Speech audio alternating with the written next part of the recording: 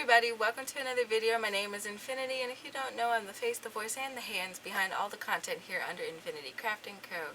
Today, as promised, I am here with the beginning of what I'm calling my design along.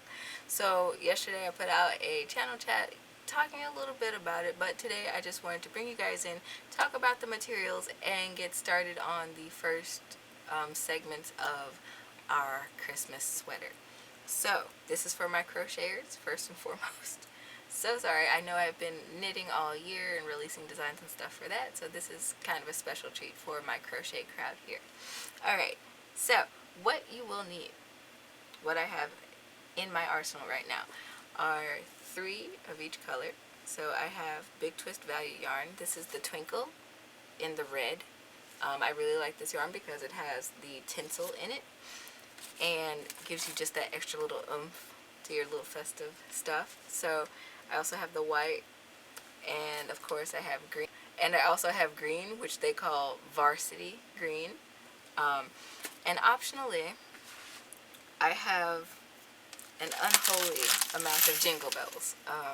I kind of keep these in my notions bin. This year I went on a haul back in like August, so I've had these for a minute. Those are optional, of course, towards the end. I also used a 6mm crochet hook for this.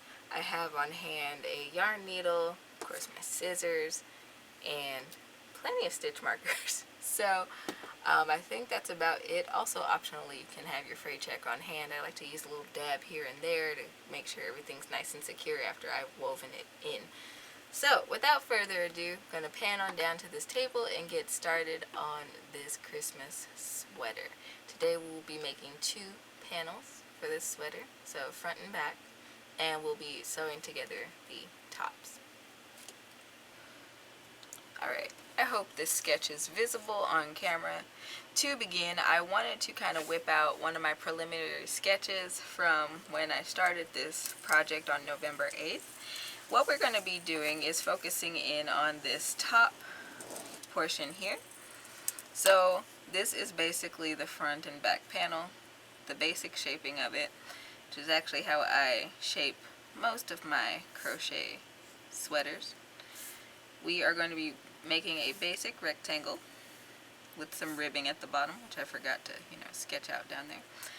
And we are going to be making shoulder straps, and we're going to need 2 of these panels. So for today, we are going to be focusing on panel 1, and then over the course of the next 7 days, we'll have panel 2 done, and we can seam them together, and then we'll move on to the shoulder sleeve area here. Alright, so we're going to lay this to the side, and we want to start with our color A. For me, that is that varsity green. Thought that would be a great color to start off with on my first panel. So what we're going to do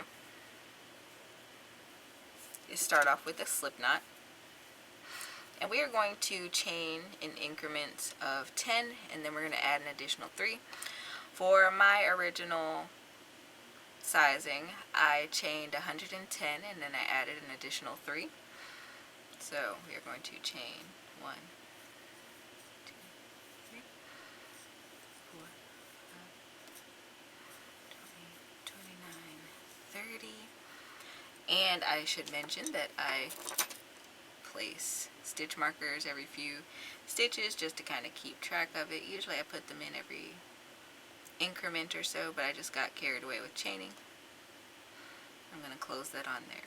So what I did to gauge the size for this item is that I used one of my older sweaters to judge the width from seam to seam. So I figured that that would be a good way to eyeball that, and that way it's fully customizable for everybody.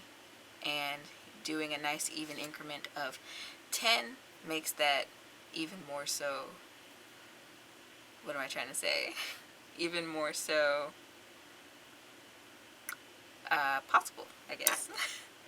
So I'm going to chain, let me see, I have 30. So I'm going to chain all the way up through to my 110. You are going to chain up to your desired width and then add an additional 3. Just make sure that you end up with an odd number of chains.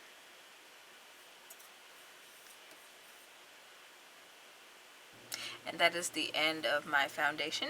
Now I want to move on to row 1. So for row 1, we're going to skip this first chain, and we're going to work into the second chain from our hook with a single crochet. And we're going to single crochet into each chain along this row.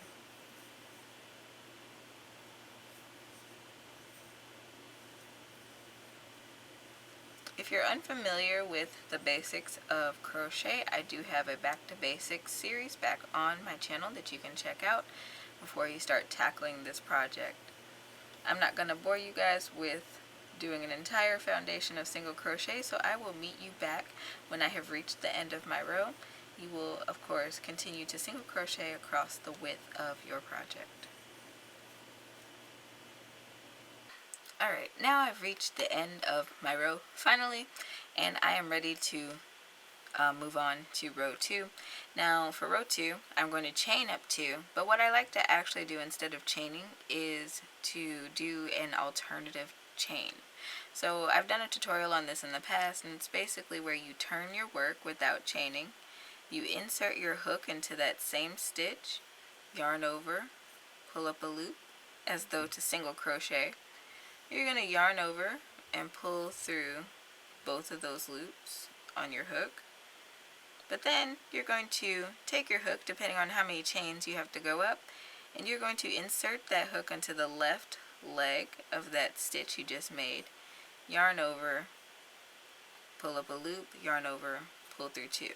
Now I do this because it keeps my edges straight, and it also relieves me from having gaps in my work. So there's that, or you can again just chain 2. Keep it simple.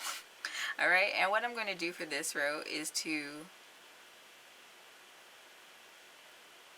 double crochet into each stitch along. So I'm not going to double crochet into that space where I did my chain 2. Whether you did the alternative chain or you did the regular chaining, you're just going to work into that next stitch and double crochet all the way across. Alright, now we're on to row 3. So again, you're going to chain up 2.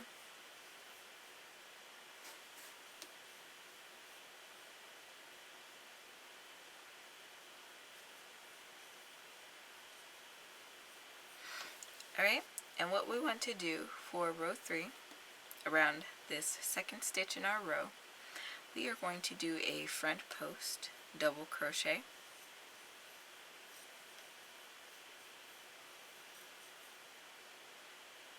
Alright, and then around the next stitch we're going to do a back post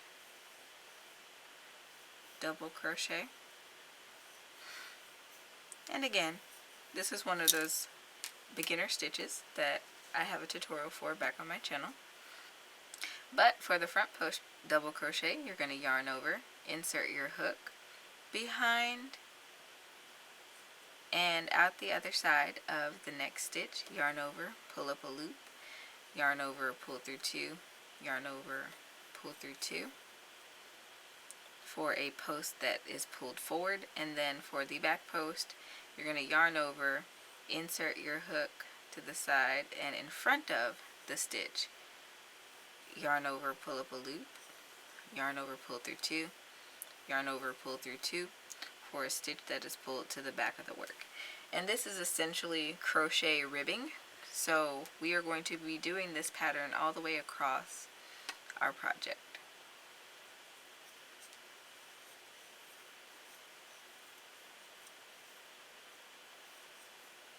Alright, I am yet again at the end of my row, and for this last guy, I'm just going to yarn over and do a regular double crochet in the top of that chain 2. And then I'm going to do my alternative chain after I turn my work.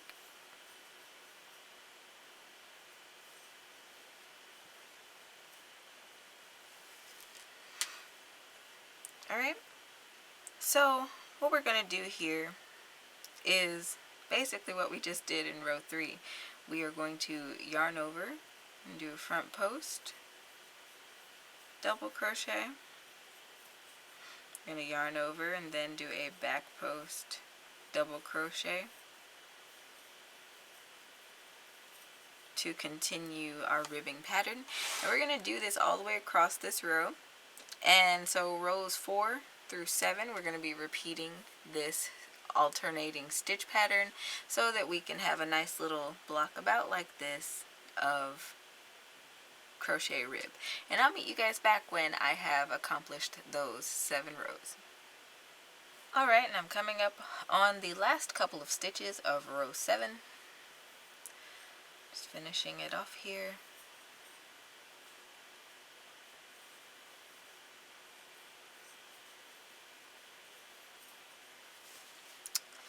Ending that row on one final double crochet in the top of that chain 2. Alright, and I'm going to turn my work. For row 8, you're just going to chain up 1.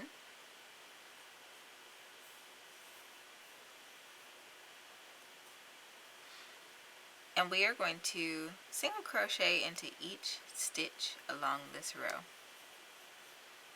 Now, if you did the regular chain 1, you will be placing a single crochet into the base of that chain 1. Because I did the alternative chain, I technically already have a single crochet in that stitch, so I can just continue on my row till I reach the end. And I'll meet you guys back when we're ready for row 9.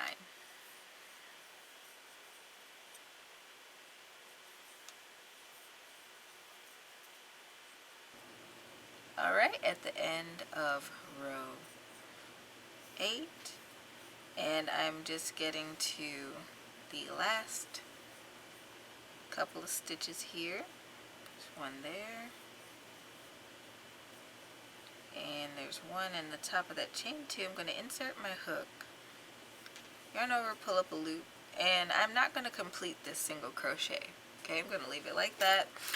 And what I'm going to do instead is bring out my color B, which is the Big Twist Twinkle. It's a sparkly red. And I am going to complete that stitch with my new color so that it's a nice seamless join. And then I am going to go ahead and chain 1,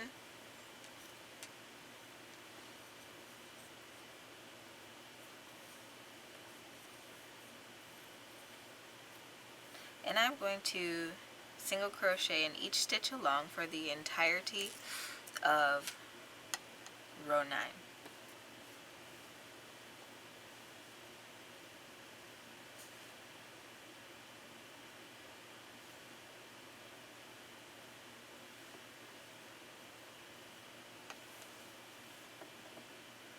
Just a helpful tip, sometimes it's really nice to weave in your ends as you go along. Personally, that's what I like to do, but you can always just leave them dangling and sew them in later.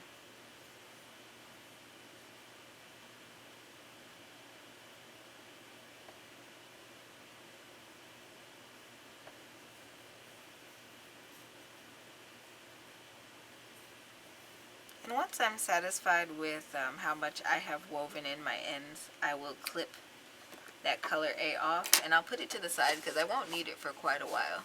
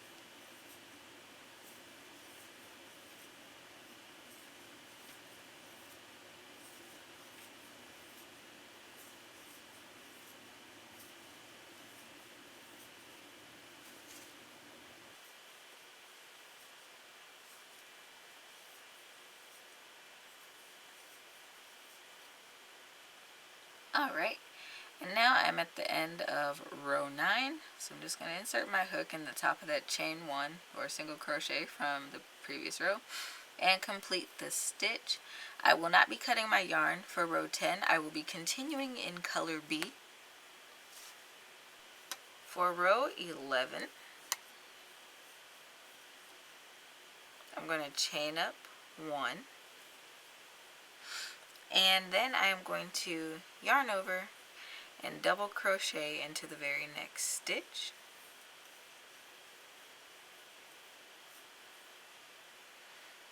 Then I'm going to single crochet into the next stitch, just like that.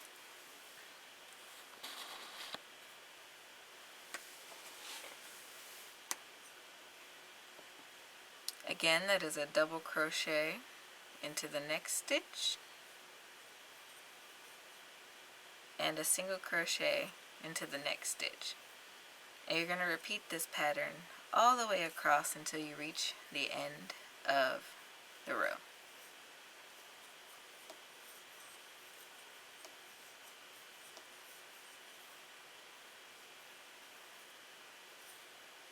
Alright, I have reached the end of my row and I have one remaining stitch here, so I'm just going to insert my hook, yarn over, pull up a loop as though to single crochet, and I'm going to snip my color B as I introduce color C, which is the white color that I have here. And I am going to complete my single crochet with my white yarn, like so, and pull that other leg down to tighten that up. And now I'm ready to move on to row 12. For row 12, as usual, I am going to do my little weird chain 1 here. I'm also going to weave my ends in as I go, because as you guys can imagine, this is going to be full of color change.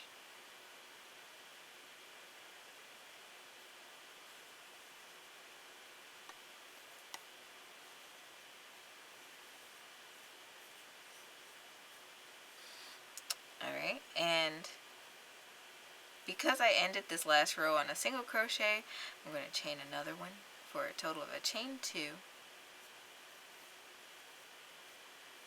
which counts as our double crochet, which starts this row. Alright, so in the next stitch, I'm going to single crochet, and in the next stitch, I'm going to double crochet. And I'm going to alternate these stitches in this way throughout the entire row. And basically, if you look at your stitches from the previous row, you should be single crocheting into a double crochet and double crocheting into a single crochet all the way across.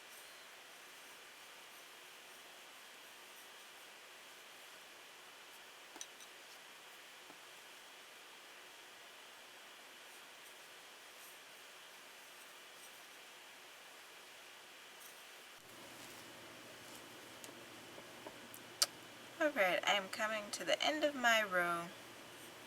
Complete that.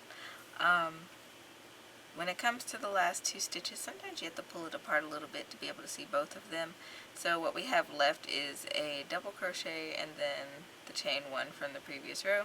So I'm going to single crochet on top of that double crochet, and I'm going to end the row on a double crochet.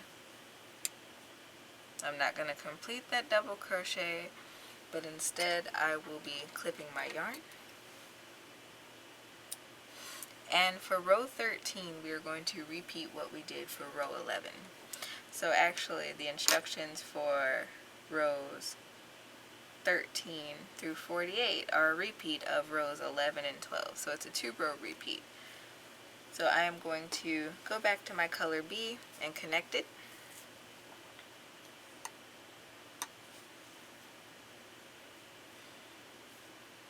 And I am going to chain 1 and start on a single crochet, because the last stitch of my previous row was a double crochet.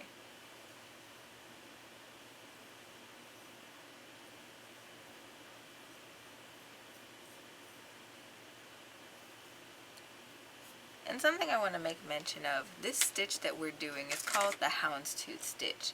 And on one side, your color A will be more prominent, and then on the other side, your color B will be more prominent. So right now, as you're making up your rows, this is a good time to determine which side you want to be displayed as your right side of your work. In my pattern, the red is more predominant than the white. So it's just something to keep in mind as we continue the project.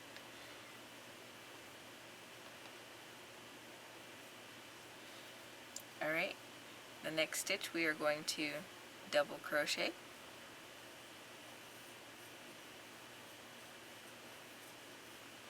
The next stitch we are going to single crochet. Double crochet in the next stitch. Single crochet in the next stitch. So I'm going to continue this pattern on throughout row 13, and then I'm going to go into my 2-row repeat for rows 14 through 48, and I'll meet you guys back when I have that fabric completed. Alright, I am back, and I went ahead and did a 49th row of color, so I ended on my darker color, which is my red, and I'm going to finish this row with a single crochet in the top of that chain 2 from the previous row.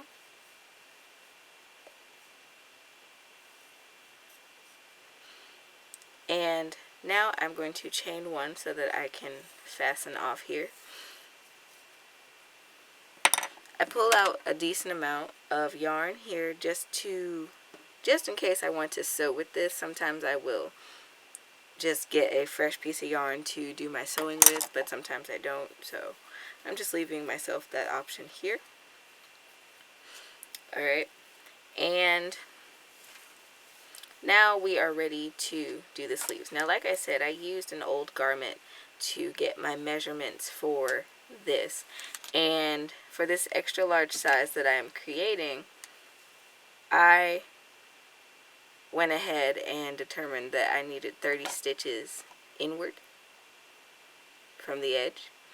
So I'm going to grab a couple of stitch markers, hopefully nothing that matches my fabric here.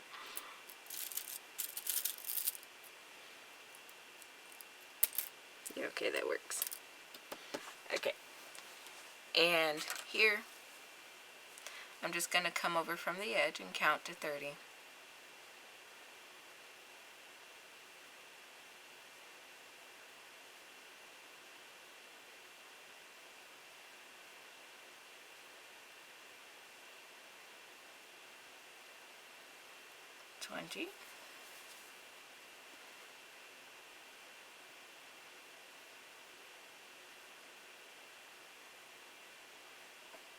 And 30. So I'm going to put my first stitch marker in there.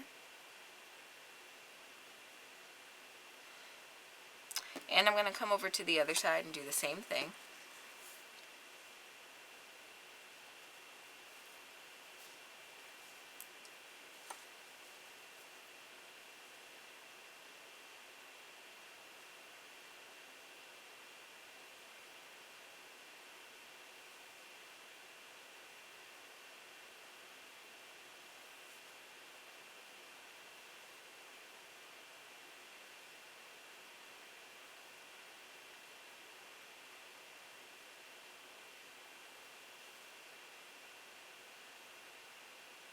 And 30. I'm going to slide that stitch marker in there. Okay? Alright, and according to the instructions that I wrote down, I want to make sure that there are 12 stitches between these stitch markers. So 1, 2, 3, 4, 5, 6, 7, 8, 9, 10, 11, and 12.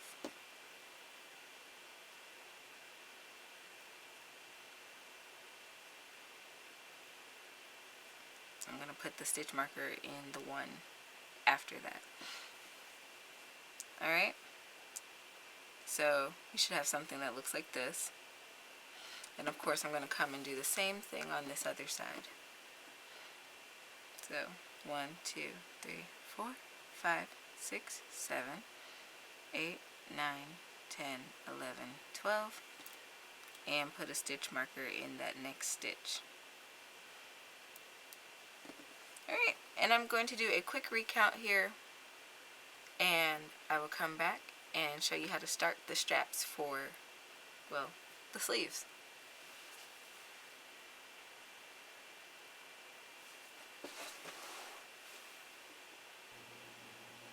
Alright, so to kind of break down how I did my math further than just looking at my garment, I know how I typically design sweaters, and I like to have plenty of room for the neck area. So I usually think about my stitch count, and I divide it into thirds or fourths, and depending on the type of look I'm going for, I will either make this center the largest portion, or I will make one of these outsides the larger portion.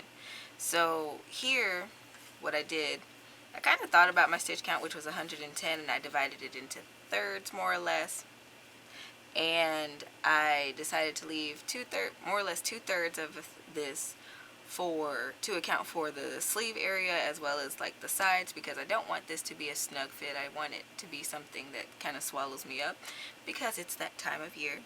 And then to have these stitches in between here, I will have this on both the front and the back, and also accounting for the fact that the sleeves will kind of veer out eventually. At least that's what I'm planning. I will have plenty of neck room to create my collar. So that was kind of my thinking behind that. Alright, now let's get into the actual straps. Alright, I've kind of folded this up a little bit so you guys can see, and I'm going to zoom in here. Alright, so I am ready to tackle the first sleeve. And so because I ended the last row on my red color, I will be starting the sleeve rows with my white color. So taking my crochet hook, I'm going to insert it into this first stitch with the stitch marker. And I want to pay attention to what kind of stitch this is, because I do want some even continuation in my pattern. So I'm going to insert my hook there, and I realize that it is a double crochet. So I am going to be starting this row with a single crochet. So connecting my yarn, and I am going to chain one here just to secure this, and I am going to single crochet into this space. Alright, and that chain one does not count as a stitch. And I'm going to simply continue my houndstooth pattern across this row until I get to my other stitch marker.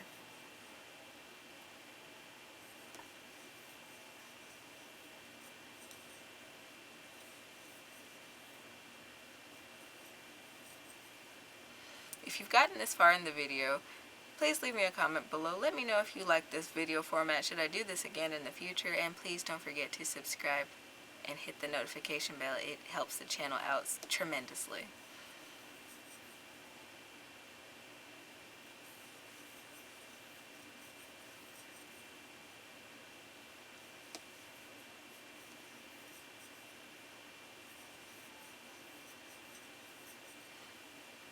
Alright, you can see that I wove in my yarn, my end a little bit. I don't want to carry that all the way over and have all these ends sticking out towards the inside, because it just looks bad later. I'm going to just do these last few stitches here.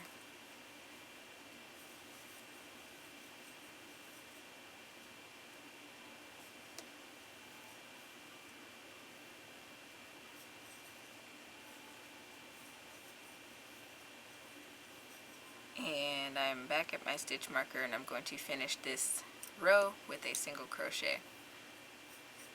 Alright, and that is row 1 of our sleeves. We're going to do 16 total rows, and you should end up on a row where you are working in your red yarn again, but that just depends on how you ended up doing this. Now, I should remind you that you should not finish that last stitch with the color you're working with, but instead, you should change color back to color B.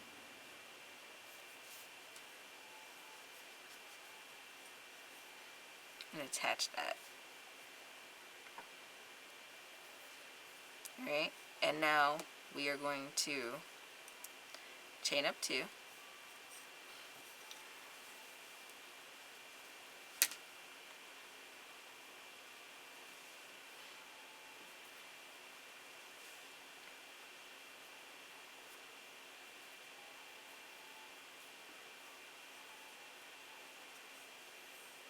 One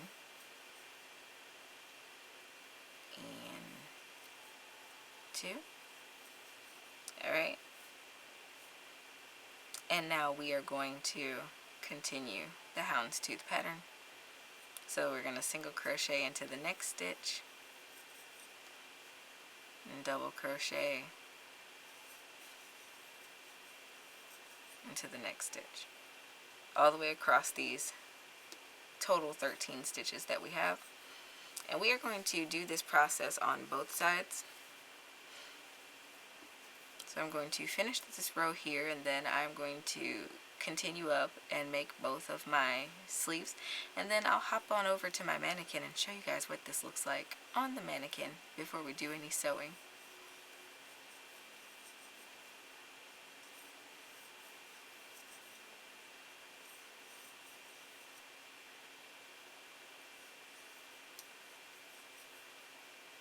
And ending this row on a double crochet. Again, don't finish that double crochet. We are instead going to cut our yarn and reconnect our white. Okay, and like I said, you're going to do this for 16 rows total, and I will meet you guys back when I have both completed. Okay, so here are my front and back panels completed and pinned on the mannequin. Like I said, I'm going for the oversized look, so I do have some extra fabric to work with, and I will hash that out pretty soon. In the meanwhile, I am going to be snipping all my ends and sewing this together, so I want to actually get into weaving in all of my ends, and then I want to bring you guys back to the table in order to start constructing this. Really, the only construction I'm looking to do for this segment is sewing together these up here, the straps together up here at the top, and really I'm just going to use a slip stitch for that process, so there's no need to thread a needle and all that nonsense. But I'm loving how this looks so far. So if you're enjoying episode 1 so far, again, please don't forget to subscribe and hit that notification bell so I know that you want to see part 2 of this design along. So yeah, I'm just going to go ahead, unpin this lady, and get it back on the table so that I can stitch this together. If you have any questions, just leave them in the comment section below. Okay, this is a big jumbled festive mess. As I said towards the beginning of this design along, you want to make sure that you know what side you want to be the most predominant side. So one part of the work will have a color to be dominant, and then the other side will have the other color being more dominant. I chose to have my red sides out facing, so the side with more white on it is on the inside for me, but that's a choice that you can make right now as you begin to weave in these ends and whatnots, which I have a lot of them, and I thought about it. I'm like, let me go ahead and weave these in before I start clipping all of my yarn, and so I can tell which side is which easier. Alright, and like I said, you can slip stitch these together, which I will be doing. So I'm going to grab my handy dandy crochet hook here, and what I like to do when it comes to weaving in ends is actually work on the wrong side. So I'm going to be flipping this, inverting it, so that all my seams and ugly bits stay on the inside. Alright, and all I'm going to do is find one of my strands from where I bound off, so either this one or the one on here. I think I cut them about the same length, so it doesn't really matter. Alright, and I am going to slip stitch these together, but I don't want to work on the extreme edge of my stitches. I never do. And typically I will take a sewing needle and kind of get this started off. So I'm gonna do that. And here I have one with a bent end on it. I've fallen in love with these lately. And what I'm going to do is just simply thread this, like go one row below and thread this through the top of that stitch in the opposite color. And just pull that through. And this gives me what one would call a seam allowance on the inside of the work. So those, typically when you have a sweater that you've bought from the store, you notice all the seams on the inside of the sweater. Well, that's what this is for. It just gives the designer a little bit of breathing room so it doesn't break apart directly on the seam or unravel towards the edge of the seam. So kind of the same principle. Alright, and now I'm just going to insert my hook down here where my white is and make sure that it's going down there on both sides, and I'm simply going to slip stitch. And I'm going to do this all the way across, just making sure that I have caught both stitches appropriately.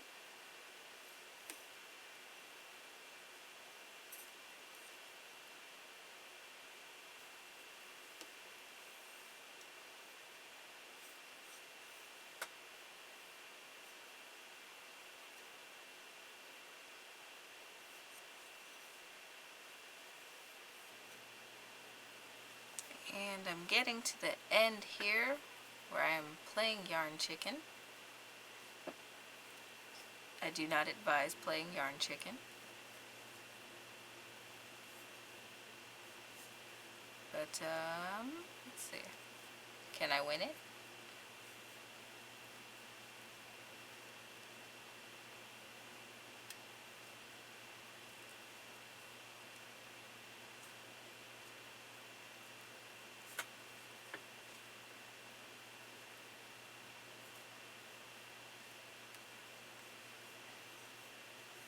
Alright.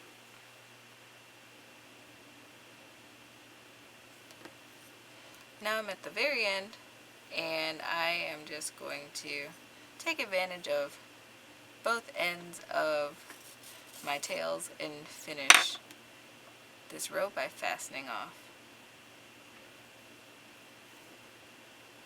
And I'm going to tie this just so I don't cut this guy later, because I want to also weave him in later. Just a little extra security.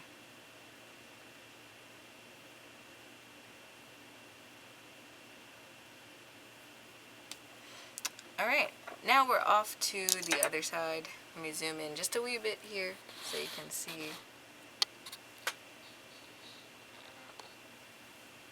This is what the line of stitching looks like.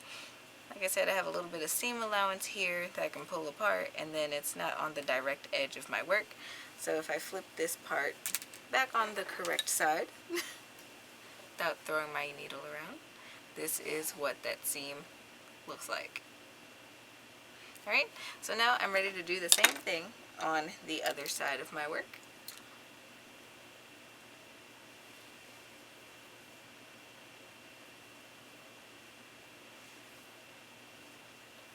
Alright, now we're ready to work this other side. And this one's interesting because these sides ended up finishing on the same side, so it really doesn't matter where I start from.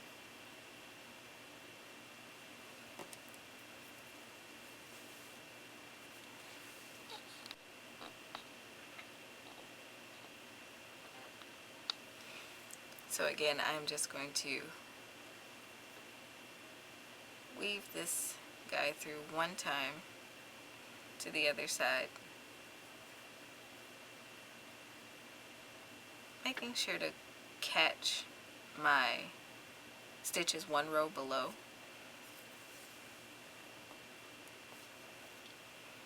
Okay, I'm going to pick up my crochet hook. I'm going to insert my hook into that second stitch one row down, and I'm simply going to yarn over and pull through. And I am going to do this all the way across to create my seam.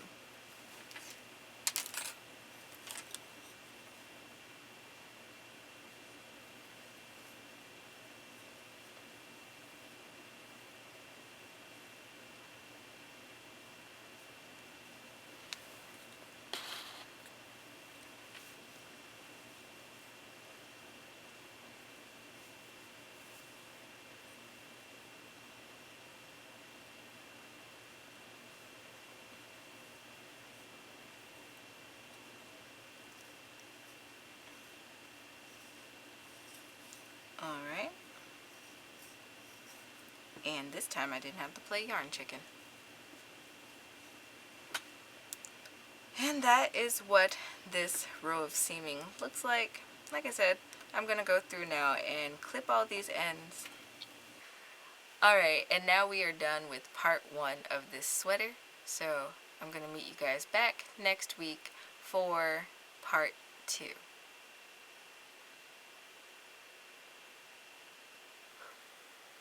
Thank you so much for tuning in to today's design along. Thank you for bearing with me and my wild ideas. I hope that you enjoyed this episode. If so, don't forget to leave this video a thumbs up. Don't forget to subscribe and hit that notification bell, because it really helps out the channel and it lets me know that you guys want to see more of this content. Leave me a comment down below for any questions. I will be leaving the material list and everything else you need linked in the top comment and in the description box below. Don't forget to check me out over on Instagram, where I will be posting these whip pictures and other little updates to this design. And until next time, guys, happy making!